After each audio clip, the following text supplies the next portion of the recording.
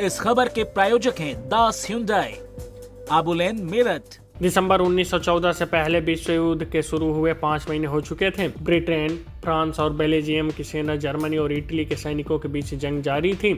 जंग शुरू होने से पहले दोनों ही पक्षों ने अपने सैनिकों में उत्साह भरने के लिए क्रिसमस तक घर वापस आएंगे का नारा दिया था, लेकिन अब तक सभी को समझ में आ चुका था कि जंग इतनी जल्दी खत्म होने वाली नहीं है। ठिठुरती ठंड के बीच टूटे बैरकों में खस्ता हाल रह रहे दोनों तरफ के सैनिकों के हालात बेहद खराब थे।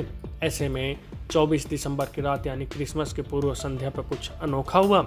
दोनों तरफ के सैनिकों ने क्रिसमस के दिन खून खराबा नहीं करना तय किया और रात से ही दोनों तरफ से गोलाबारी बंद कर दी गई। दुनिया भर में इस किस्से को याद किया जाता है, लेकिन किसी को नहीं पता कि इस ऐतिहासिक युद्ध विराम की शुरुआत कैसे हुई। न्यूयॉर्क टाइम के मुताबिक इतिहासकारों का मानना है कि युद्ध विराम की शुरुआत क्रिसमस के शाम जर्मन सैनिकों के कैरोल गाने के साथ हुई।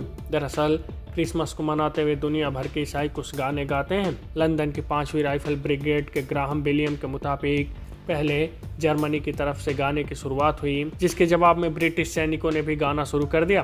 फिर देखते ही देखते दोनों तरफ के सैनिकों ने अपनी अपनी भाषा में क्रिसमस के गीत गाए।